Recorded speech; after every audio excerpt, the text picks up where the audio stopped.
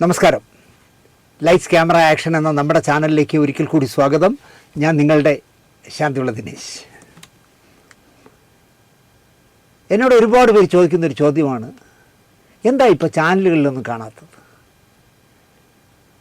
ഞാൻ ദിലീപ് ജാമ്യത്തിൽ പുറത്തു വരുന്നതുവരെ, ജയിലിൽ നിന്ന് പുറത്തു വരുന്നവരെ ഞാൻ സജീവമായി ചാനൽ ചർച്ചകൾക്ക് പങ്കെടുത്തിട്ടുള്ള ആളാണ്.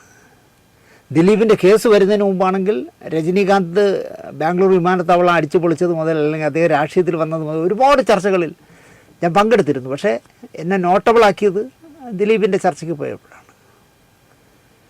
ദിലീപ് ജയിലിൽ നിന്ന് ഇറങ്ങിയപ്പോൾ ഞാൻ ഒരു തീരുമാനമെടുത്തു, ഇനി ഒരു ചാനൽ ചർച്ചയ്ക്കും പോകരുത്. കാരണം ഞാൻ കേട്ടിട്ടുള്ള അത്ര അസഭ്യവാക്കുകൾ, നുണകൾ വേറെ ആരും കേട്ടിരിക്കാൻ വഴിയില്ല. ഇപ്പോൾ എൻ്റെ സുഹൃത്തായ പല്ലിശ്ശേരി, നാനയുടെ റിപ്പോർട്ടറായിരുന്ന പല്ലിശ്ശേരി ഞാൻ പങ്കെടുക്കുന്ന ഒരു ചർച്ചയിൽ പറഞ്ഞു, 50 ലക്ഷം രൂപയും ദിലീപിൻ്റെ ഒരു ഡേറ്റും വാങ്ങിയിട്ടാണ് ഞാൻ ചർച്ചയിൽ പങ്കെടുക്കുന്നത്. ബൈജു കൊട്ടാരക്കര, എൻ്റെ ഭാര്യയെപ്പറ്റി ഇനി പറയാൻ അസഭ്യമില്ല, അത്രയും അസഭ്യങ്ങൾ പറഞ്ഞു. മണക്കാട് ടൂറിസ്റ്റ് ഹോം എന്ന് പറഞ്ഞാൽ തിരുവനന്തപുരത്ത് സിനിമാക്കാർ കോപ്പിയൊക്കെ എടുക്കാനും ചാർട്ട് ചെയ്യാനൊക്കെ ഇരിക്കുന്ന ടൂറിസ്റ്റ് ഹോമിൽ നിന്ന് ഒരു പെണ്ണുമായിട്ട് എന്നെ പിടിക്കുകയും ഞാൻ ഉടുതുണിയില്ലാതെ ഓടിയെന്ന് വരെ ബൈജു കൊട്ടാരക്കര പറഞ്ഞു. ഇങ്ങനെ ആരൊക്കെ എന്തൊക്കെ പറഞ്ഞു എന്ന് എനിക്കറിയില്ല. അത്രയ്ക്ക് മോശം വാക്കുകൾ പറഞ്ഞപ്പോൾ ഞാൻ ഒരു തീരുമാനമെടുത്തു, ഇനി ചർച്ചയ്ക്ക് പോകണ്ട. കാരണം ചർച്ചയ്ക്ക് വരുന്ന തെമ്മാടി കൂട്ടങ്ങളുടെ കൂടെ മത്സരിക്കാൻ നമ്മളെന്തിനു നമ്മളെ സമയവും കളഞ്ഞ് നമ്മുടെ കാറിൽ പെട്രോൾ അടിച്ച് പോണത്? അതിനുശേഷം എൻ്റെ വീട്ടിൽ നിന്ന് ഓബി ചെയ്യാൻ എൻ്റെ വീട്ടിൽ കൊണ്ടുവന്ന് അവിടുന്ന് ലൈവ് ചെയ്യാമെന്ന് പറഞ്ഞിട്ട് പോലും ഞാൻ സഹകരിച്ചിട്ടില്ല. കുറേ നാൾ കഴിഞ്ഞ് 24 തന്നെ വിളിച്ചു, ഒരു ചർച്ചയിൽ പങ്കെടുത്തേ പറ്റൂ, ഷീണ്ട സാർ പറഞ്ഞിട്ടാണ് വിളിക്കണമെന്നൊക്കെ പറഞ്ഞപ്പോൾ ഞാൻ ചെന്നു. ചെല്ലുമ്പോൾ ആരെന്നറിയോ, അവതാരകൻ അന്ന് ഇപ്പോൾ റിപ്പോർട്ടറിലുള്ള മൊട്ടയാണ്. മൊട്ട ചർച്ച എടുക്കുമ്പോൾ തന്നെ എനിക്കറിയാം മൊട്ട ഏത് വഴിക്ക് പോകുമെന്ന്. വാർത്ത തുടങ്ങി 3-ാമത്തെ മിനിറ്റായിട്ട് ഞാൻ മൈക്കൂരി ഇട്ടിട്ട് ഞാൻ ഇറങ്ങിയും പോയി. അന്ന് ഉറപ്പിച്ച് തീരുമാനിച്ചു ഇനി പോവുകയില്ല ചർച്ചയ്ക്ക്. പിന്നെ പോയിട്ടില്ല ഞാൻ. ഇപ്പോൾ വിധി വരുന്നതിൻ്റെ അന്ന് ആരൊക്കെ വിളിച്ചെന്ന് എനിക്ക് തന്നെ അറിയണ്ട. ഒരു അരമണിക്കൂർ പങ്കെടുക്കുന്നത്. ഞാൻ ദിലീപ് നിരപരാധി എന്ന് പറഞ്ഞ് പുറത്ത് വിട്ടാലും ദിലീപിനെ ശിക്ഷിച്ചാലും ഞാൻ വരില്ല. കാരണം മറുവശത്ത് വന്നിരിക്കുന്നത് തെമ്മാടി കൂട്ടങ്ങളാണ്, ഒരു സംഘം ആണും പെണ്ണും. അവരുടെയൊക്കെ നാക്കിട്ടടിക്കുന്നതിന് പിന്നെ അവതാരകനും അവരോട് ചേരും, അവതാരകയും അവരോട് ചേരും. അതിനിടയിൽ നമ്മൾ ഒറ്റയ്ക്ക് ചെന്നിരുന്ന് എന്തിനെ കൊത്തിപ്പറക്കെ ഇരുന്ന് കൊടുക്കണേ? അത് വേണ്ട. എന്തായാലും 50 ലക്ഷവും ദിലീപിൻ്റെ ഡേറ്റും കിട്ടിയതല്ലേ. ഞാനിപ്പോഴും പറയുന്നു, എനിക്ക് വലിയ ആഗ്രഹമുണ്ട് ദിലീപിനെ വെച്ചൊരു സിനിമയാണ്. പക്ഷേ അയാൾ എനിക്ക് തരികയില്ല, ഞാൻ അയാളോട് ചോദിക്കുകയില്ല. പിന്നെ എങ്ങനെ സിനിമ അടക്കും? അത് എല്ലാവരും അവരവരുടെ കണ്ണിൽ മറ്റുള്ളവരെ കാണുന്നുണ്ടുള്ള കുഴപ്പമാണ്. ഞാൻ എന്തായാലും പറ്റിപ്പും വെട്ടിപ്പും തട്ടിപ്പും ഒക്കെ ആയിട്ടാണ് ജീവിക്കണേ. ഞാൻ ചാനൽ ചർച്ചയിൽ പങ്കെടുക്കാനായിട്ട് ഇത്ര രൂപ വെച്ച് എനിക്ക് തരണമെന്ന് പറഞ്ഞ് വാങ്ങുന്നുണ്ട്. ഇവിടെ ഒരുപാട് പേരെ എനിക്ക് ലിസ്റ്റ് അറിയാം, പൈസ വാങ്ങിക്കുന്നത്. ചാനലിൽ നിന്നും പൈസ മാസശമ്പളം പോലെ വാങ്ങിച്ചിട്ടാണ് അവർ പറയുന്ന രീതിയിൽ ചർച്ചയിൽ പങ്കെടുക്കുന്നത്. ഇങ്ങനെ വേണേൽ സംസാരിക്കുന്നത്. ഇന്ന് നമ്മളെടുക്കുന്ന വിഷയത്തിൽ ആ പ്രതിയായിട്ട് നിൽക്കുന്ന ആളിനെ ഫേവർ ചെയ്ത് സംസാരിക്കണം, അല്ലെങ്കിൽ പ്രതിയായിട്ട് നിൽക്കുന്ന ആളിൻ്റെ കൂടെ എതിർത്ത് സംസാരിക്കണം. ഇങ്ങനെ അവർ പറഞ്ഞു കൊടുക്കുക. അതിനനുസരിച്ച് ചെന്നിരുന്ന് വാചകം അടിച്ചിട്ട് പൈസ വാങ്ങിച്ചുകൊണ്ട് പോകണം മഹാന്മാരെയൊക്കെ എനിക്കറിയാം. ഞാൻ പറഞ്ഞാൽ നിങ്ങൾ ഞെട്ടും, അതുകൊണ്ട് ഞാൻ പറയുന്നില്ല. എന്തായാലും ചാനൽ ചർച്ച കുറേ കാലത്തേക്ക് ഞാനങ്ങ് നിർത്തി. നമുക്ക് എന്തെങ്കിലും പറയാനുണ്ടെങ്കിൽ നമ്മുടെ ചാനലിൽ പറയാമല്ലോ. സിനിമ അല്ലാത്ത വിഷയങ്ങളാണെങ്കിൽ മറ്റെത്രയോ ചാനലുകൾ വരുന്നു, അവർക്ക് പറഞ്ഞു കൊടുക്കാമല്ലോ. അത് മതി എന്ന് തീരുമാനിച്ചതാണ്, അല്ലാതെ വേറെ ഒരു പ്രശ്നം കൊണ്ടും അല്ല.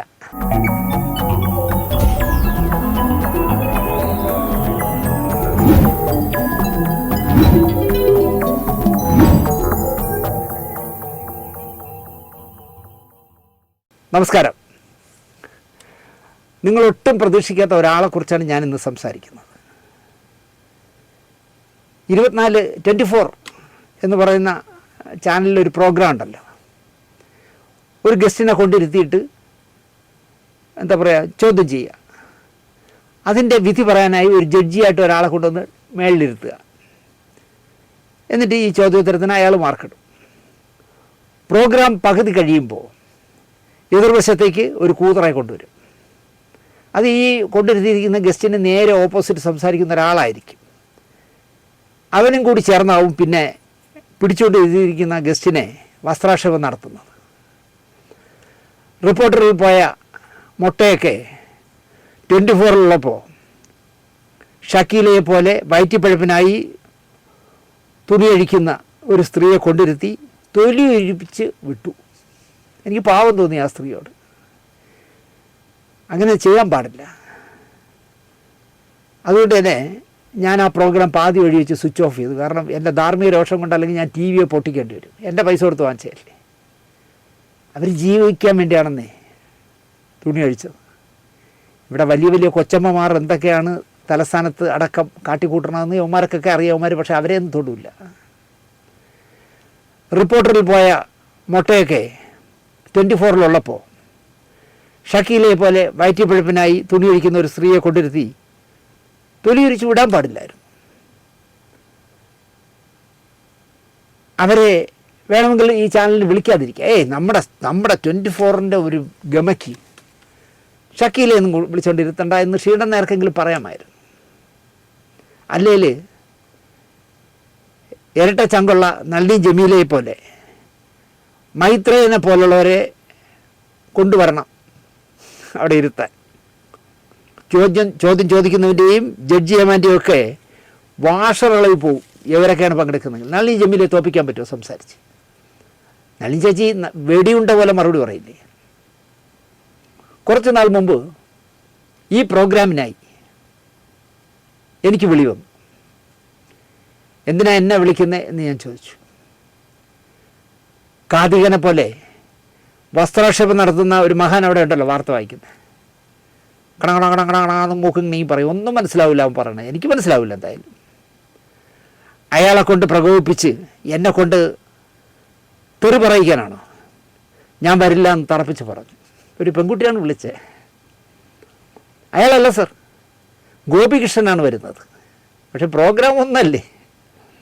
നാട്ടിലുള്ള സർവത്ര മാപ്രകളെയും ഒരു അഭിമുഖത്തിൽ VS-നെ കൊണ്ട് ഗോപികൃഷ്ണനാണ് ഇൻ്റർവ്യൂ ചെന്നത്. പക്ഷേ നാട്ടിലുള്ള സകലമാന മാപ്രകളെയും VS ഗോപികൃഷ്ണന് ചാർത്തി കൊടുത്തു വന്ന് കൊല്ലാക്കൊല ചെയ്യുന്ന ഒരു അഭിമുഖം.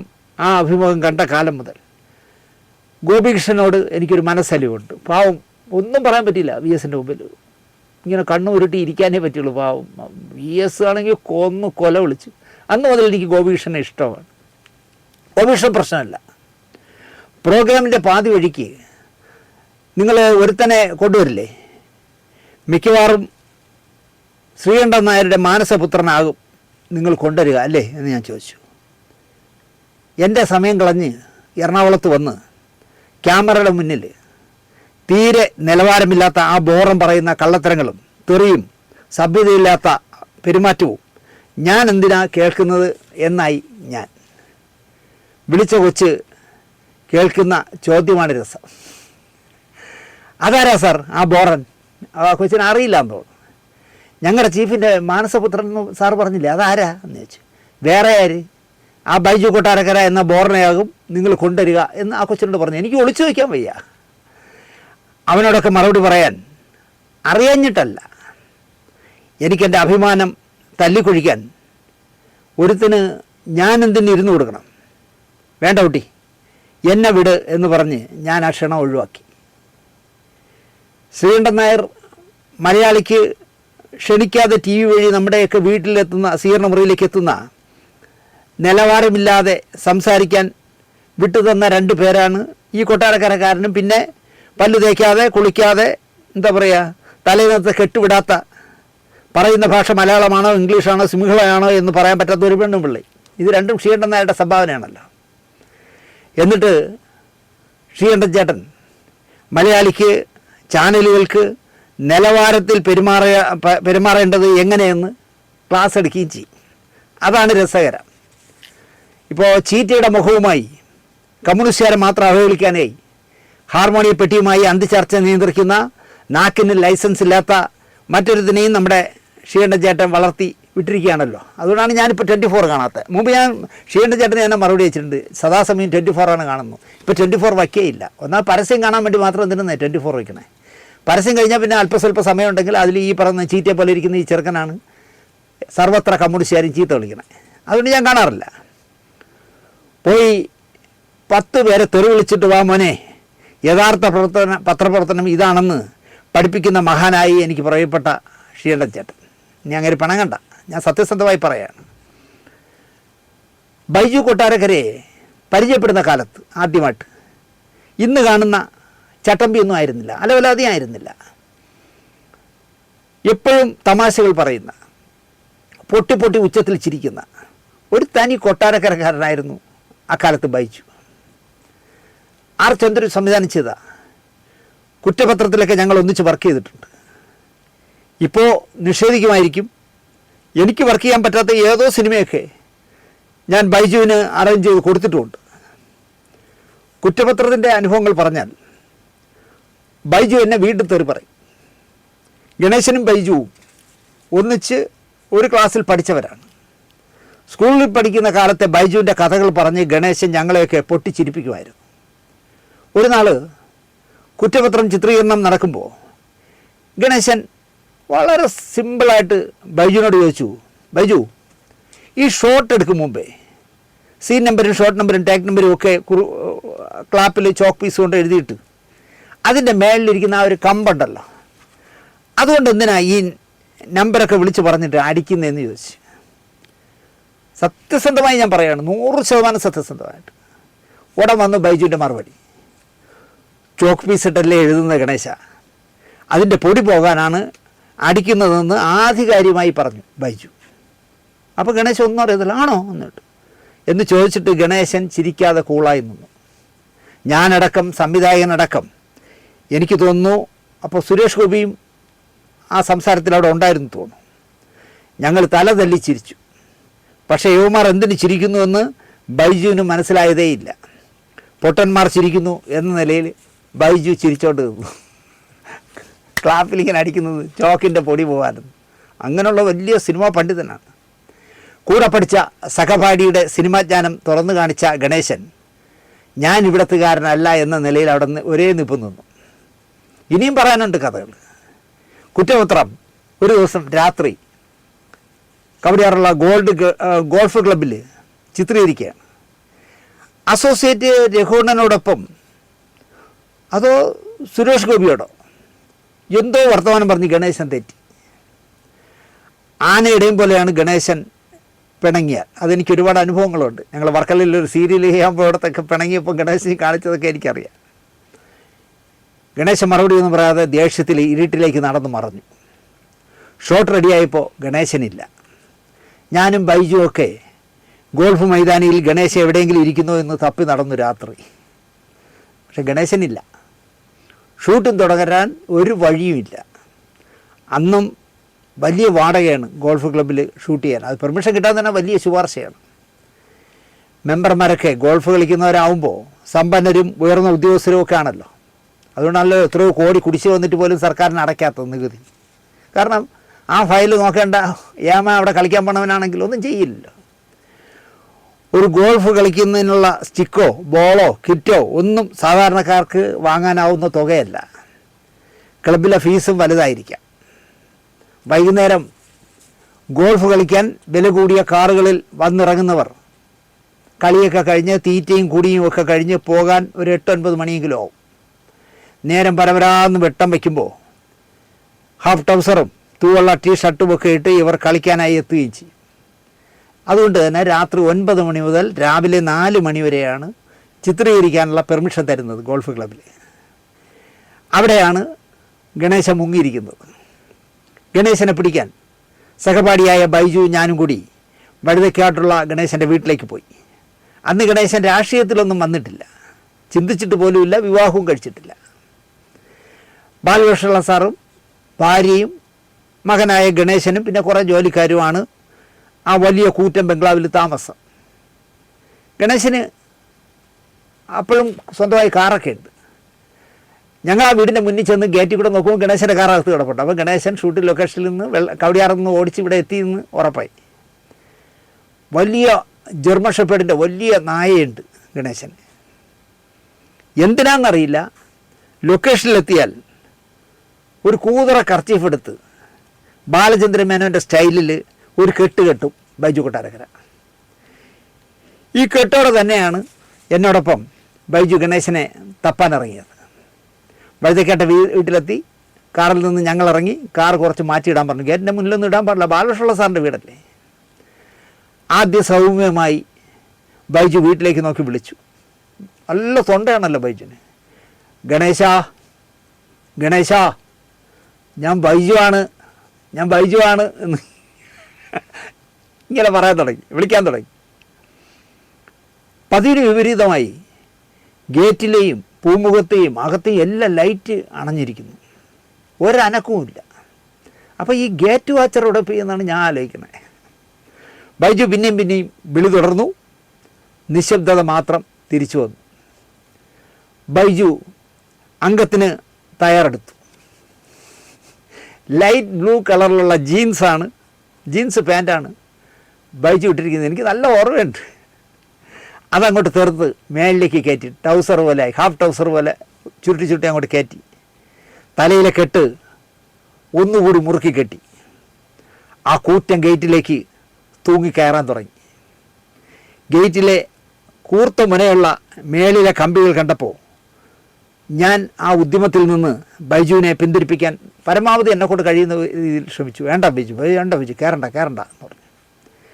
അതെങ്ങനെ പറയാൻ കാര്യം എന്താണെന്ന് വെച്ചാൽ, വർഷങ്ങൾക്ക് മുമ്പ് ടി വിയിൽ വരുന്ന സിനിമ കാണാനായിട്ട് ഞാനും അനുജനും കൂടി അയൽവക്കത്തൊരു വീട്ടിൽ പോകുമായിരുന്നു.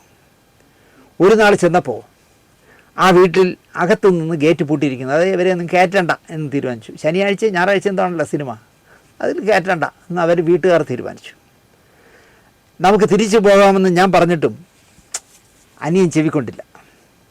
അവൻ ഗേറ്റിൽ തൂങ്ങിക്കയറി. കയറുന്നതിനിടയിൽ ഈ ഗേറ്റിൻ്റെ മേളിൽ ഇങ്ങനെ വെച്ചിരിക്കുന്ന ശൂലം പോലെയുള്ള ഗേറ്റിലെ ഒരു കമ്പിയിൽ അവൻ്റെ കഴുത്തുടക്കി. പക്ഷെ അവൻ അയ്യോ എന്നൊന്നും വിളിച്ചൊന്നുമില്ല. അവൻ അത് പുറത്ത് കാണിച്ചില്ല. എങ്ങനെയോ ആ കമ്പിയിൽ നിന്ന് കഴുത്ത് ഊരിയെടുത്തു. എന്നോടൊന്നും പറയാതെ വീട്ടിലേക്ക് ഒരു ഓട്ടം വെച്ചു കൊടുത്തു അവൻ. പിന്നാലെ ഞാൻ നടന്ന് വീട്ടിൽ ചെന്നു. വീട്ടിൽ ചെല്ലുമ്പോൾ ഇറയമാകെ ചോരപ്പുഴ. അമ്മ കിടന്ന് കരയും, നിലവിളിക്കുന്നു എന്ന് തന്നെ പറയാം അമ്മ. അനിയനകത്ത് പോയി ഒരു വെള്ള തോർത്തെടുത്ത് കഴുത്തിൽ മുറുക്കെ അങ്ങ് കെട്ടി. എന്നിട്ട് പുതിയൊരു ഉടുപ്പ് ഇട്ട് പുറത്തേക്ക് വന്നു. അപ്പോഴാ വെള്ള തോർത്തിങ്ങനെ പതിയെ ചോക്കുന്നുണ്ട്. കാരണം ചോര ഒഴുകാണ് അകത്തുനിന്ന്. ഇവിടെയാണ്. എടാ ചേട്ടാ, എന്നെ എടാ ചേട്ടാ എന്നാണ് വിളിക്കുന്നത്. ഞങ്ങൾ 11 മാസത്തെ വ്യത്യാസമേ ഉള്ളൂ. എടാ ചേട്ടാ, എൻ്റെ കഴുത്തല്പം മുറിഞ്ഞു, വാ നമുക്ക് ആശുപത്രിയിൽ പോവാം. ഞാനല്ല പറയണം, അവനാ പറയണം ആശുപത്രിയിൽ പോകാൻ. അപ്പോൾ സമയത്തിനൊക്കെ തേരാപാര ആട്ടോ ഓടുന്ന കാലമൊന്നുമല്ല. ഞങ്ങൾ വീട്ടിൽ നിന്ന് മേളിലെ റോഡിൽ കയറിയപ്പോൾ ഒരു സ്കൂട്ടർ വരുന്നു. അനിയൻ കൈ കാണിച്ചു. അയാളോട് എന്തോ രഹസ്യം അവൻ പറഞ്ഞു. എന്നിട്ട് അവൻ ആ സ്കൂട്ടറിൻ്റെ പുറകെ കയറി. സ്കൂട്ടർ വിട്ടുപോയി. ഞാൻ നടന്നോടിയും ആശുപത്രിയിലെത്തി. അവിടെ ചെല്ലുമ്പോൾ കാണുന്ന കാഴ്ച, അവനൊരു ടേബിളിൽ കിടക്കുന്നു, ഒന്നും അറിയാത്ത പോലെ. ഒരു കൂട്ടം നഴ്സുമാർ തോർത്ത് മാറ്റി കത്രികയിൽ പഞ്ഞി പിടിപ്പിച്ച് ഒരു ബ്രൗൺ നിറത്തിലിരിക്കുന്ന, അല്ലെങ്കിൽ കറുപ്പും ബ്രൗണുമായ നിറത്തിലിരിക്കുന്ന ഒരു മരുന്ന് കുപ്പിയിൽ മുക്കിയിട്ട് അനിയൻ്റെ കഴുത്തിൽ പുരട്ടുകയാണ്. അതാണ് ഞാൻ ചെന്നപ്പോൾ കണ്ട കാഴ്ച. ചക്കച്ചുള തുറന്ന മാതിരി കഴുത്തിൻ്റെ കുറേ ഭാഗം ഇങ്ങനെ 2 വശത്താറ്റി എതള് പോലെ മാറിയിരിക്കുന്നു. അവിടെയാണ് നേഴ്സുമാരുടെ പ്രയോഗം നടക്കുന്നത്. ഞാനാണെങ്കിൽ അപ്പോൾ ഉയിര് പോയനെ, പക്ഷേ അവൻ കൂളായിട്ട് കിടക്കുകയാണ്. അതിൽ സുഖിച്ച് കിടക്കുന്നു എന്ന് വേണമെങ്കിൽ പറയാം. ആരാ എന്ന് ചോദിച്ചു. ഞാൻ പറഞ്ഞു, ഞാൻ ഇവൻ്റെ ചേട്ടനാ. എന്ത് പറ്റിയതാ എന്ന് ചോദിച്ചു. ഞാൻ സംഭവം വളരെ കൃത്യമായിട്ട് വിവരിച്ചു കൊടുത്തു. അന്നും കള്ളം പറയില്ല നമ്മൾ, സത്യമായിട്ട് പറഞ്ഞു കൊടുത്തു. ഇയാൾ പറഞ്ഞത് അതല്ല, തേങ്ങ പൊതിച്ചുകൊണ്ട് നിന്നപ്പോൾ കൊതുക് കാലിക്കടിച്ചു, കുറച്ച് രക്തം കുടിച്ചു. അപ്പോൾ മറ്റേ കാലുകൊണ്ട് കൊതുകിനെ ഒന്ന് ആട്ടി, കാല് സ്ലിപ്പായി തേങ്ങ പൊതിച്ചുകൊണ്ടിരുന്ന പാരയിൽ കഴുത്ത് ചെന്ന് കുത്തിയെന്നാണ് എൻ്റെ അനിയ അവിടെ പറഞ്ഞിരിക്കുന്നത്. ഞാൻ പറഞ്ഞത് ഗേറ്റിൽ തൂങ്ങി കയറിയപ്പോൾ ആ ശീലം പോലെ ഇരിക്കുന്നത് കൊണ്ടുവന്നാണ്. ദയനീയമായി ഞാൻ അവനെ നോക്കി. ഇതൊന്ന് വച്ച് കെട്ടിക്കോട്ടെ, നിനക്കുള്ളത് വീട്ടിൽ ചെന്നിട്ട് തരാം എന്നായിരുന്നോ അവൻ്റെ നോട്ടമെന്ന് എനിക്കിപ്പോഴും പിടിയില്ല. അവൻ എന്തായാലും രൂക്ഷമായിട്ട് എന്നെ നോക്കി. കഴുത്തിൽ 7 തയ്യലിട്ടു. കല്ലനെ പോലെ കിടന്നു കൊടുത്തു. അവൻ കരയോ വിളിക്കുകയോ ഒന്നും ചെയ്തില്ല. ബൈജു ഗണേശൻ്റെ വീട്ടിലെ ഗേറ്റിൽ തൂങ്ങിക്കയറാൻ തുടങ്ങിയപ്പോൾ ഞാൻ എൻ്റെ അനുജന് പറ്റിയ അപകടമാണ് അപ്പോൾ ഓർത്തത്. ഞാൻ ബൈജുവിനെ നിരുത്സാഹപ്പെടുത്തി.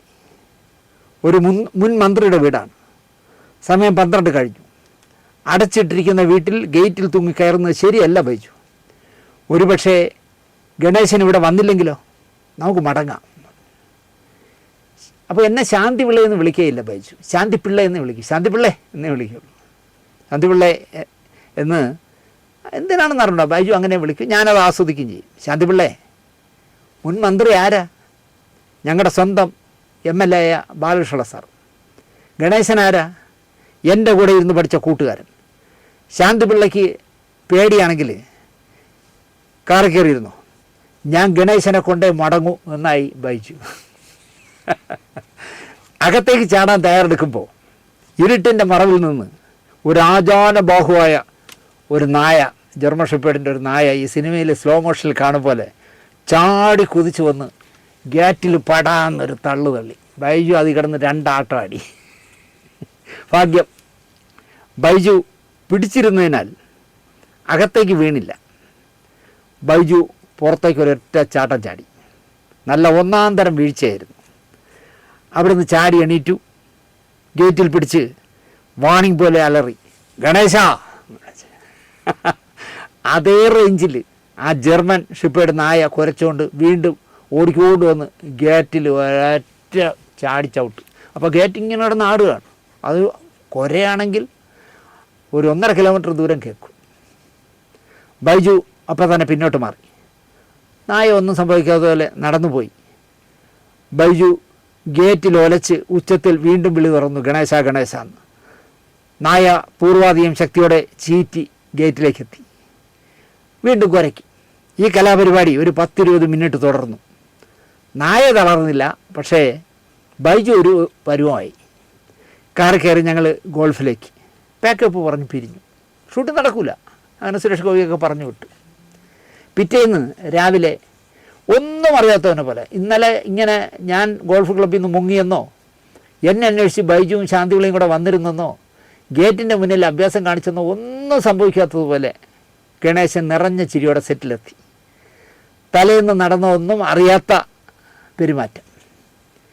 വാടിക്കൊഴിഞ്ഞ ചീരയെ പോലെ ബൈജു മുന്നിലേക്ക് വന്നു. ബൈജുവിനോടും ഗണേശൻ ഒരു ചിരി അങ്ങ് പാസ്സാക്കി. ബൈജു ആകെ കൺഫ്യൂഷനിലായി. ഇന്നലെ പാതിരാത്രി താൻ നടത്തിയൊന്നും ഗണേശൻ അറിഞ്ഞിട്ടില്ല, അത് ഭാഗ്യം എന്ന് ബൈജു വിചാരിച്ചു. നടക്കാൻ തുടങ്ങിയ ബൈജുവിനെ തടഞ്ഞു നിർത്തിയിട്ട്, മൂലം കുത്തി വീണതിൽ വല്ല ഒടിവോ ചതവോ ഉണ്ടോ ബൈജു എന്ന് ചോദിച്ചതും ഒന്നിച്ചായിരുന്നു. അതുവരെ പിടിച്ചു നിന്ന ഗണേശൻ ഒരൊറ്റ പൊട്ടിച്ചിരി ചിരിച്ചു. സെറ്റിൽ പിണങ്ങിയ ഗണേശൻ കാർ പറത്തി വിട്ട് വീടെത്തി ഗേറ്റ് തുറന്ന വാച്ച്മാനോട് വേഗം ഗേറ്റ് പൂട്ടാൻ പറഞ്ഞു. എന്നിട്ട് മുന്നിലുള്ള എല്ലാ ലൈറ്റും അണയ്ക്കാൻ പറഞ്ഞു. ഇവിടെ ഇനി ഇരിക്കേണ്ട, ഏത് ഗേറ്റ് കീപ്പറായിട്ട് അവിടെ ഇരിക്കേണ്ട എന്ന് ഗണേശൻ ഓർഡർ ഇട്ടു. പിറകിൽ പോയി കിടന്നുറങ്ങാൻ പറഞ്ഞു. ആര് വന്ന് വിളിച്ചാലും ഗേറ്റ് തുറക്കണ്ട എന്നല്ല, കാര്യവും പോയി തിരക്കണ്ട എന്ന് ഗണേശൻ പറഞ്ഞു. അയാൾ അതുപോലെ ചെയ്തു. വീട്ടിൻ്റെ പുറകെ പോയി കിടന്നുറങ്ങി. അകത്ത് കയറിയപ്പോൾ ഗണേശനെ കാത്തിരുന്ന അമ്മയോടും ഗണേശൻ കാര്യം പറഞ്ഞു. അപ്പോൾ ബൈജുവിനെയും ഗണേശൻ്റെ അമ്മയ്ക്ക് അറിയാമായിരിക്കും. ആ ബോറം ചിലപ്പോൾ വരാൻ സാധ്യതയുണ്ടെന്ന് പറഞ്ഞാണ് ഗണേശൻ. രാത്രി മുഴുവൻ കത്തിച്ചിടുന്ന ലൈറ്റുകളെല്ലാം അണച്ച് കതവുകൾ കുറ്റിയിട്ട് ഗണേശൻ മേളിലെ കിടപ്പുമുറിയിലേക്ക് പോയി. ലൈറ്റുകൾ അണച്ച് ഗേറ്റിന് മുന്നിൽ കാർ വന്ന് നിൽക്കുന്നതും ഞാനും ബൈജുവും ചാടി ഇറങ്ങുന്നതും ബൈജുവിൻ്റെ ഊഞ്ഞാലാട്ടവും നായ ഓടിക്കുന്നതും വീണ്ടും ബൈജു ഗേറ്റിൽ തൊടുന്നതും നായ വിരട്ടുന്നതും മുഴുവൻ ഇരുട്ടത്ത് ഇരുന്ന് ഗണേശൻ കോമഡി പടം കണ്ടും പോലെ ആസ്വദിച്ച് ചിരിച്ചുകൊണ്ടിരിക്കുകയായിരുന്നു ഇരുട്ടത്ത്. അത് നമുക്കറിയില്ല, മേളിൽ ഇരുന്നുണ്ടല്ലോ നോക്കണേ. ബൈജു ആണെങ്കിൽ ചമ്മിയും വീണ വേദനയിലും വല്ലാതെ നിന്നു. ആ സഹപാഠിയെപ്പോലും ബൈജു കൊട്ടാരക്കര എന്തൊക്കെ മോശമായ വർത്തമാനങ്ങൾ പിന്നീട് TV ചർച്ചയിൽ പറഞ്ഞു എന്ന് ഞാൻ പറയണ്ടല്ലോ. തിരുവനന്തപുരത്ത് ഇനിയും നിന്നാൽ പട്ടിണി കിടന്ന് ചാകും എന്ന അവസ്ഥയിലായപ്പോൾ ബൈജു എറണാകുളത്തേക്ക് തന്നെ പറിച്ചു നട്ടു. നിറയെ അവസരങ്ങൾ കിട്ടി, ബന്ധങ്ങളുണ്ടായി, സിനിമാ സമൂഹമായിട്ടൊക്കെ നല്ല ബന്ധമുണ്ടാക്കി. പെട്ടെന്ന് സംവിധായകനുമായി തന്നെക്കൊണ്ട് കഴിയുന്ന അത്രയും പറ്റിപ്പുകളും കള്ളത്തരങ്ങളും ഞാനൊരു ഒന്നൊന്നര ആളാണെന്ന സ്വയം തോന്നലുകളും ഒക്കെ ആയി വേഗത്തിൽ ബൈജു അങ്ങ് വളർന്നു. സിനിമയിൽ ഒരു എന്താ പറയുക, നടിയെ തന്നെ പ്രേമിച്ച് വിവാഹം കഴിച്ചു. 2 പിള്ളേരുമായി, ഒരു ആൺകുട്ടിയും ഒരു പെൺകുട്ടി. അക്കാലത്തെ അധികാരത്തോട് വലിയ കമ്പമുള്ള, അക്കാലത്ത് തന്നെ അധികാരത്തോട് വലിയ കമ്പമുള്ള പ്രകൃതക്കാരനായിരുന്നു ബൈജു. മാറ്റയുടെ ജനറൽ ബോഡി നടക്കുമ്പോൾ മലയാള സിനിമയെ നിയന്ത്രിക്കാൻ കെൽപ്പുള്ള സംഘടനയായി മാറ്റ വളർന്ന കാലമാണ്. ജനറൽ ബോഡിക്ക് ഒരു 98% അംഗങ്ങളും വരുന്ന കാലമായിരുന്നു. ഇപ്പോൾ 10% പോലും വരാറില്ല. ഒരു ജനറൽ ബോഡിയിൽ വികാരനിർഭരനായി ബൈജു ഒരു പ്രസംഗം കാച്ചി. ഇവിടെ ഇരിക്കുന്ന ഭരിക്കുന്നവരോടാണ് എനിക്ക് ചോദിക്കാനുള്ളത്.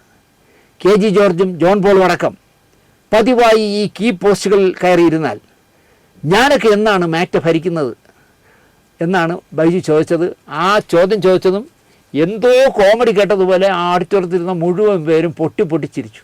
ഈ KG ജോർജും ഈ ജോൺ പോളും ചേർന്ന് എന്നും ഈ മാറ്റം ഉണ്ടാക്കിയ കാലം മുതൽ അധികാരത്തിൻ്റെ തലപ്പത്ത് കയറിയിരുന്നാൽ ഞാനൊക്കെ എന്നാണ് ഇനി മാറ്റ ഭരിക്കുന്നത് എന്നാണ് ബൈജു ചോദിച്ചത്. കീ പോസ്റ്റുകളിൽ കയറിയിരുന്നാൽ സാധാരണ ചോദ്യമാണ്, അസാധാരണ ചോദ്യമൊന്നുമല്ല. ചിരിക്കാനല്ല ഞാനിത് പറഞ്ഞത്. മാറ്റ് തുടങ്ങിയിടം മുതൽ ഒരേ മുഖങ്ങൾ മാറിയും മറിഞ്ഞും തുടർന്നാൽ ഞാനൊക്കെ എന്നാണ് മാറ്റയുടെ നേതാവാകുന്നത്. ബൈജുവിനുള്ള മറുപടി പ്രസംഗം എൻ്റേതായിരുന്നു. അക്കാലത്ത് അങ്ങനെ ആയിരുന്നു. ചാവേറെപ്പോഴും ഞാനായിരിക്കും. വെട്ടിമരിക്കാൻ നിയോഗിച്ച ചേകവരുടെ റോളാണ് അക്കാലത്ത് മാറ്റയിലും ഫെഫ്കയിലും തുടങ്ങിയപ്പോഴും ഇത് തന്നെയായിരുന്നു ജോലി. പറ എന്ന് പറഞ്ഞാൽ എന്നെ ഇളക്കി വിടും. ഞാൻ മൈക്കിന് മുന്നിലെത്തി. ബൈജു കൊട്ടാരക്കര മാറ്റയുടെ ചെയർമാനും ഞാൻ മാറ്റയുടെ ജനറൽ സെക്രട്ടറിയും ആയാലും നിയമപ്രകാരം തെറ്റൊന്നുമില്ല.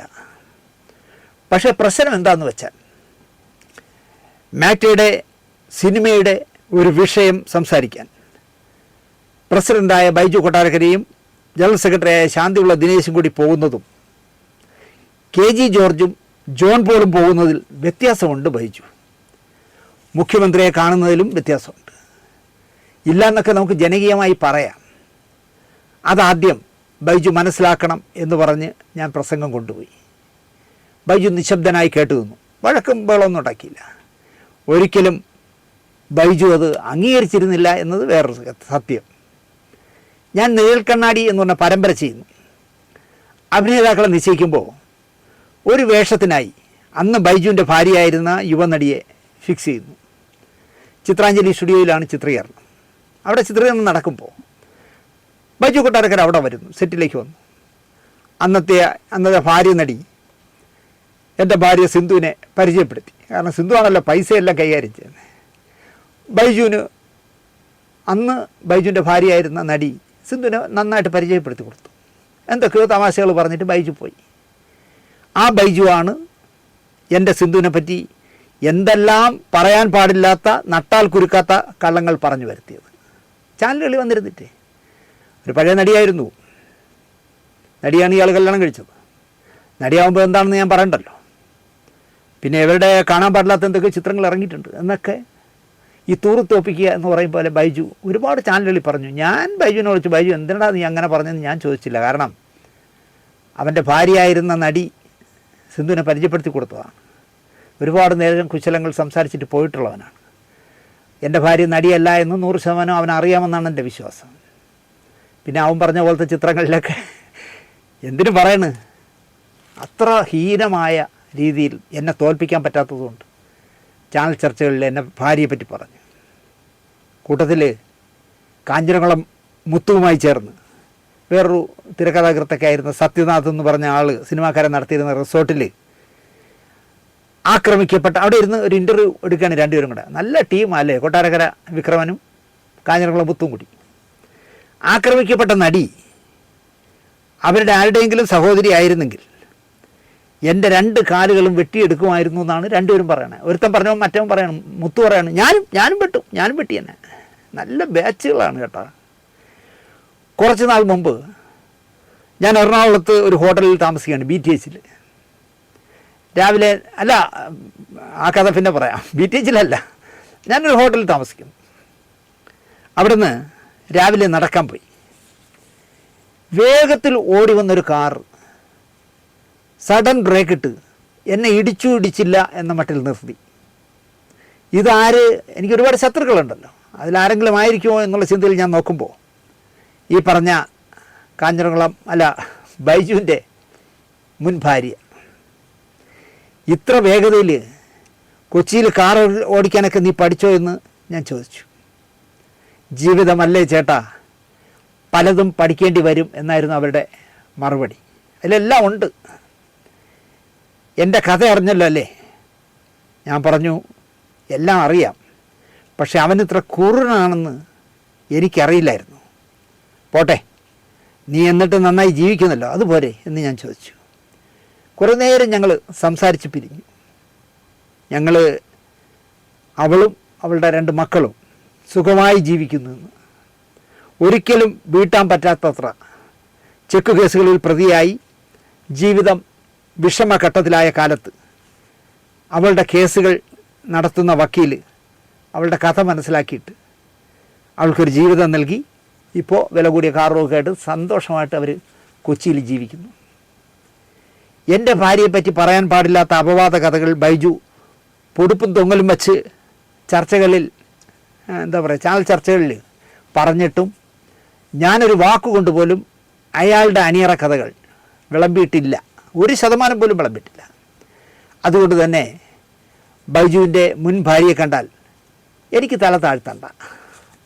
ഞാനിപ്പോൾ സിന്ധുവിനെ പറ്റി അനാവശ്യം പറഞ്ഞതിൻ്റെ പേരിൽ എനിക്ക് പറയാൻ പറ്റുന്ന ഒരുപാട് കഥകൾ അയാളുടെ എൻ്റെ കയ്യിലുണ്ടല്ലോ. അത് വെച്ച് അലക്കിയിരുന്നെങ്കിൽ ഈ മുൻ ഭാര്യയാണെങ്കിലും അവരെ മുന്നിൽ ഞാൻ തല കുനിക്കേണ്ടി വന്നേനെ.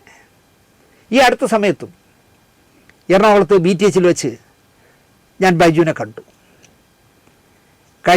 രാവിലെ ബ്രേക്ക്ഫാസ്റ്റ് കഴിക്കാനായിട്ട് BTHൻ്റെ റെസ്റ്റോറൻറ്റിലേക്ക് ഞാൻ ചെല്ലുമ്പോൾ ദൂരെ ഒരിടത്ത് പുറംതിരിഞ്ഞിരുന്ന് എന്നെ കാണുന്നില്ല ആഹാരം കഴിക്കുകയാണ് ബൈജു കൊട്ടാരക്കര.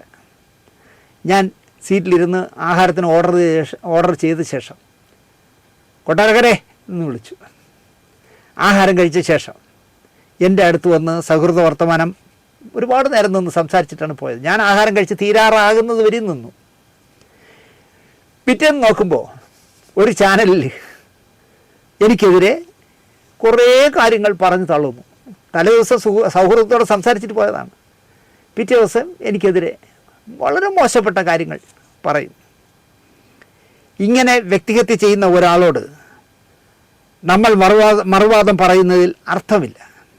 പകരം അയാളുമായി അകലം പാലിക്കുക.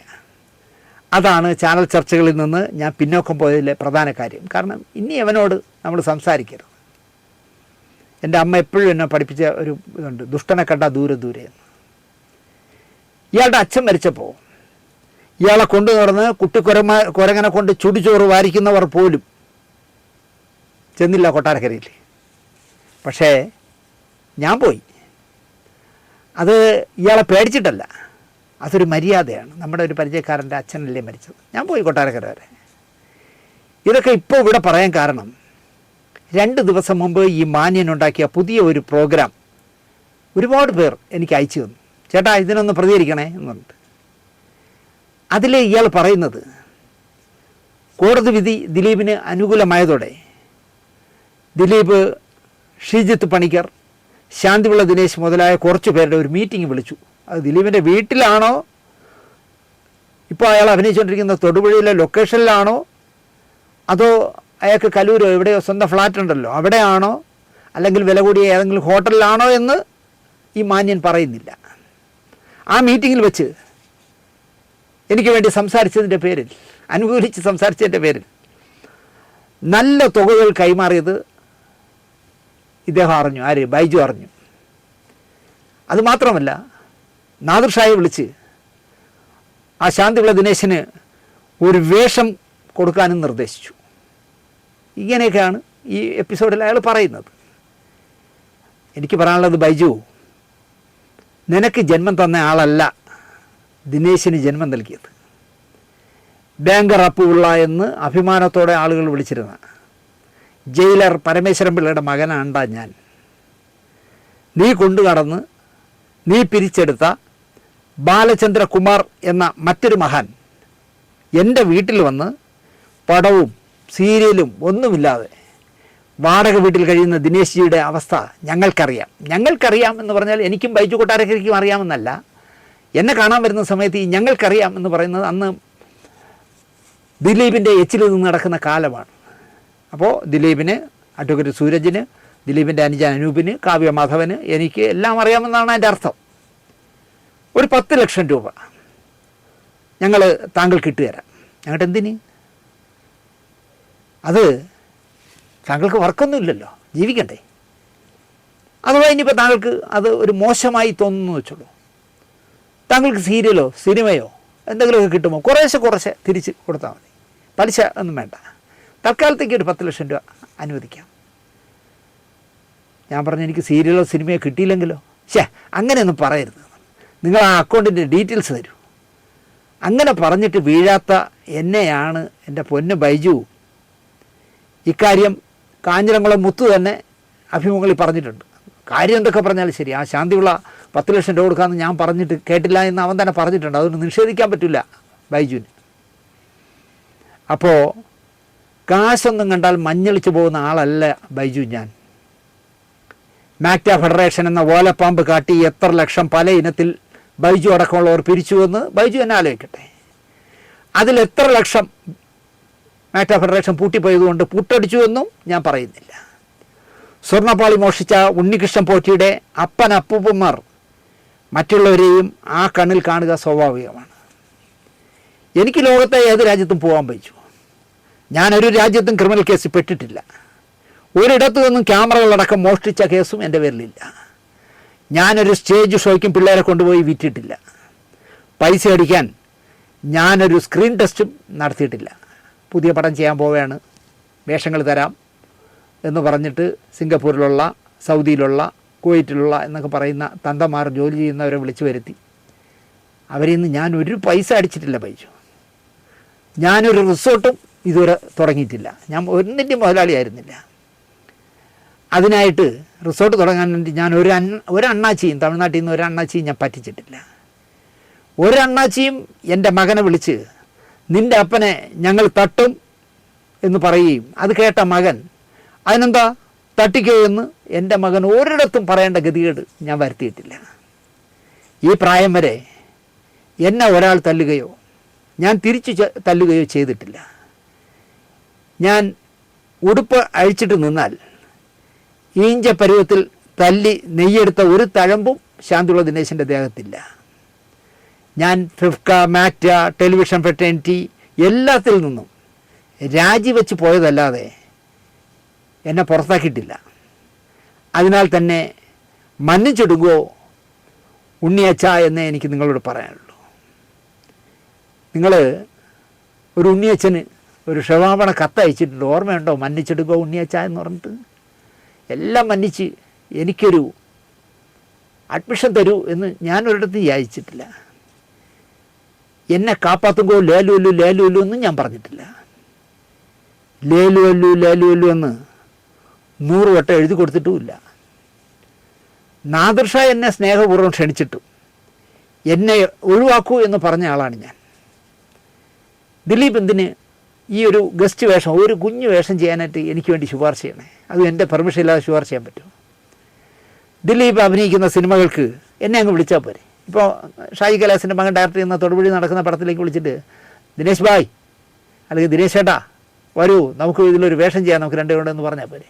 അതിന് പകരം അത് ചെയ്യാതെ ദിലീപിനെ നാദിർ ഷായെ വിളിച്ചിട്ട് നമുക്ക് വേണ്ടി നിന്ന ആളാണ്, ആ ദിനേശിക്ക് ഒരു വേഷം കൊടു എന്ന് പറഞ്ഞ് ശുപാർശ ചെയ്യേണ്ട ഗതികേടൊന്നും എനിക്ക് വന്നിട്ടില്ല എൻ്റെ ബൈജു. അതിരടിയിലെ വലിയ വേഷം ആര് പറഞ്ഞു തന്നതാകുമെന്നും കൂടി അടുത്ത എപ്പിസോഡിൽ ബൈജു കൊട്ടാരക്കര എന്ന പഴയ സ്നേഹിതൻ പറയണം. ഞാനിപ്പോൾ അതിൽ ഒരു കോളേജ് അധ്യാപകനായിട്ട് നന്ദകുമാർ എന്ന് പറഞ്ഞ ഒരു വലിയ വേഷമാണ് ഞാൻ ചെയ്യുന്നത്. നിങ്ങൾ അതാരാണ് എനിക്ക് തന്നതെന്ന് നിങ്ങൾ പറയണം. അതുപോലെ തന്നെ സമീർ താഹിർ എന്ന് പറഞ്ഞ ക്യാമറാമാൻ നിർമ്മിക്കുന്ന ധൂമകേതു എന്ന് പറഞ്ഞൊരു പടം ഇപ്പോൾ തൃപ്പൂണിത്തുറയിൽ നടക്കുന്നുണ്ട്. സമീർ താഹിറാണ് എന്നോട് നേരിട്ട് ചോദിച്ചത്, ദിനേശി വന്നൊരു വേഷം, ഒരു സീനേ ഉള്ളൂ, ഒന്ന് ചെയ്യാമോ എന്ന് ചോദിച്ചു. ഞാൻ പറഞ്ഞ സമയം ഈ അതിരടിയുമായിട്ട് ക്ലാഷ് അല്ലെങ്കിൽ ചെയ്യാമെന്ന് പറഞ്ഞു. പക്ഷേ ക്ലാഷ് ആയിരുന്നു. പക്ഷേ ധൂമകേതു വർക്ക് നടന്നുകൊണ്ടിരിക്കുകയാണ്, ഇനി വിളിക്കുമോ എന്ന് എനിക്കറിയില്ല. ബെഡായി അടിച്ചോ ബൈജു. പക്ഷേ എന്നെ പറ്റിയൊക്കെ ബിടായി അടിക്കാൻ പോകുമ്പോൾ കുറച്ചുകൂടി വിശ്വാസയോഗ്യമായ കാര്യങ്ങൾ വെച്ചടിക്കണം. ഇല്ലെങ്കിൽ നാറുന്നത് ബൈജു ആയിരിക്കും. അത്രേ എനിക്ക് പറയാനുള്ളൂ. ഇതിൽ കൂടുതലൊന്നും പറയാനില്ല ബൈജു. നിന്നെ എനിക്കിപ്പോഴും ഒരു പരിധിവരെ നിന്നെ എനിക്കിഷ്ടമാണ്, പഴയ ബൈജുവിനെ. നീ തരികിടയൊക്കെ ആയ ശേഷമാണ് നിന്നോടുള്ള നമ്മൾ ഗ്യാപ്പ് ഇട്ടത്. നീ മാറ്റയിലൊക്കെ പ്രസംഗിക്കുമ്പോൾ നിനക്കെതിരെ സംസാരിച്ചെങ്കിലും അന്നും നമ്മൾ നല്ല സുഹൃത്തുക്കളായിരുന്നു. നീ ലോകം കണ്ടുപിടിച്ച എല്ലാ ഉടായ്പകളും ഞാൻ അത് ബൈജു അണ്ടർലൈനിട്ട് കേട്ടോ. ഞാൻ വീട് വയ്ക്കാൻ ലോൺ എടുത്തവനാണ്. നിങ്ങൾ SBIയിൽ പോയി കവടിയാർ ബ്രാഞ്ചിൽ പോയി അന്വേഷിച്ച് നോക്കിയാൽ ഞാൻ 1 രൂപ ബാക്കി കൊടുക്കാണ്ടോന്ന്. ഞാൻ KSF പോലുള്ള കേരള സ്റ്റേറ്റ് ഫിനാൻഷ്യൽ കോർപ്പറേഷൻ പോലുള്ള ഒരു സ്ഥാപനത്തിൽ നിന്ന് 1 രൂപ എടുത്തിട്ടില്ല, അവരെ വലിപ്പിച്ചിട്ടുമില്ല. അങ്ങനെയൊക്കെ പറഞ്ഞാൽ ഒരുപാടുണ്ട് ബൈജു എനിക്ക് പറയാൻ. എന്തിനാണ് വെറുതെ സ്വയം നാറുന്നത്? നീ പറഞ്ഞെന്ന് പറഞ്ഞ് കേരളത്തിൽ ഒരു കൊച്ചു കുഞ്ഞും വിശ്വസിക്കില്ല ദിനേശ് ഒരു വലിപ്പിച്ച് നടക്കുന്നവനാണെന്നോ പറ്റിച്ച് നടക്കുന്നവനാണെന്നോ ആരുടെയെങ്കിലും തോളി കൈയിട്ട് എത്തിത്തിന്നുകൊണ്ട് നടക്കുന്നവനാണെന്ന് പറഞ്ഞാൽ ഒരു കുഞ്ഞും വിശ്വസിക്കില്ല ബൈജു. കാരണം ദിനേശിൻ്റെ ജീവിതം റേഷൻ കടയിലെ അരിയും ഉപ്പും പുളിയുമാണെങ്കിലും 5 സ്റ്റാർ ഹോട്ടലിൽ കഴിക്കുമ്പോൾ ആസ്വദിച്ച് കഴിക്കുന്ന ദിനേശിന് ആരെയും ഔദാര്യം വാങ്ങാതെ ജീവിക്കാൻ അറിയാം. ആ എന്നെപ്പറ്റി ദിലീപ് ശുപാർശ ചെയ്തിട്ട് നാദിർഷ കള്ളങ്ങൾ ഓരോന്നായി തെളിഞ്ഞു വരുന്നു. ദിലീപിന് വേണ്ടി ഘോരം സംസാരിച്ച ശാന്തി വിളിക്ക് നാദിർഷയെ വിളിച്ച് ദിലീപ് വേഷം വാങ്ങിക്കൊടുത്തെന്നൊക്കെ പറഞ്ഞ് ഏത് പൊട്ടം കേൾക്കാൻ. അതുപോലെ തന്നെ അവിടെ ചെന്നേരം തന്നെ ശ്രീജിത്ത് പണിക്കർക്കും ഞാൻ കണ്ടിട്ട് പോലുമില്ല ആ മനുഷ്യനെ. ശ്രീജിത്ത് പണിക്കർക്കും ദിനേശിനുമൊക്കെ ഓരോ കെട്ട് നോട്ടാണെന്ന് ദിലീപ് എടുത്ത് കൊടുത്തത്. കാരണം റിസർവ് ബാങ്ക് ദിലീപിൻ്റെ അപ്പൂപ്പൻ്റെ വകയല്ലേ അടിച്ചു തരാൻ ചെല്ലണവർക്കല്ല. ഞാൻ തുറന്ന് പറഞ്ഞിട്ടുണ്ട്. ഞാൻ യാദൃച്ഛവശാൽ ആലുവ വഴി കടന്നു പോകുമ്പോൾ വെറുതെ റോഷൻ ചിറ്റൂരിനെ വിളിച്ച് എന്തൊക്കെയുണ്ട് സുഖം കാര്യങ്ങളൊക്കെ ചോദിച്ചിട്ട് കഷ്ടകാലത്തിന് ഞാനൊരു മറുപടി പറഞ്ഞു. ഞാനിപ്പോൾ നമ്മുടെ പ്രിയപ്പെട്ട സൂപ്പർ സ്റ്റാർ ദിലീപിൻ്റെ നാട്ടിലൂടെ ഞാനും പട്ടറ റഷീദും കൂടെ യാത്ര ചെയ്യുകയാണ് കാറിൽ എന്ന് പറഞ്ഞപ്പോൾ എനിക്കറിയില്ലായിരുന്നു റോഷൻ ദിലീപിൻ്റെ അടുത്ത് ഇരിക്കുകയാണെന്ന്. ആ ചേട്ടാ ഒന്നിവിടെ കയറിയിട്ട് പോകും. ഞാൻ ഇല്ല സമയമില്ല എന്ന് പറഞ്ഞപ്പോൾ മൈക്ക് കൈമാറുകയും ദിലീപ് ദിനേശ് ഭായ് എൻ്റെ വീട്ടുമുറ്റത്തൂടെ പോയിട്ട് പോലും നിങ്ങൾ കയറില്ല അല്ലേ എന്ന് കേട്ടുകൊണ്ടാണ് ഞാൻ റഷീദും കൂടെ കയറി ചെന്നത്. അല്ലാതെ ഞാൻ ദിലീപിൻ്റെ വീട്ടിൽ പൊറുതിയായിരുന്നില്ല. എൻ്റെ ചിലവുകളൊന്നും അയാൾ നോക്കിയിട്ടില്ല. ഞാൻ പറഞ്ഞില്ല നേരത്തെ 10 ലക്ഷം രൂപ കടമായിട്ട് തരാമെന്ന് പറഞ്ഞിട്ട് പോലും വാങ്ങാത്തവനാണ് ബൈജു. എന്നെപ്പറ്റി നീ പറഞ്ഞാൽ പറയാൻ പറ്റിയ പാർട്ടി എന്നേ ആളുകൾ പറയുള്ളൂ. കാരണം നിൻ്റെ ചരിത്രം എല്ലാവർക്കും അറിയാം, അതിനേക്കാൾ കൂടുതൽ എനിക്കറിയാം. തൽക്കാലം ഇത്രയും പറഞ്ഞ് നിർത്താം. ഇനി ബൈജു ഇതിന് 10 എപ്പിസോഡെങ്കിലും തള്ളക്കി വിളിച്ചുകൊണ്ട് എപ്പിസോഡ് ചെയ്യും. അതൊന്നും എനിക്ക് ദയവ് ചെയ്ത് നമ്മുടെ പ്രോഗ്രാം കാണുന്നവർ അയച്ചു തരരുത്. ഞാൻ അതിനൊന്നും മറുപടി പറയില്ല എന്ന് പറഞ്ഞുകൊണ്ട് നിർത്തുന്നു. നന്ദി, നമസ്കാരം.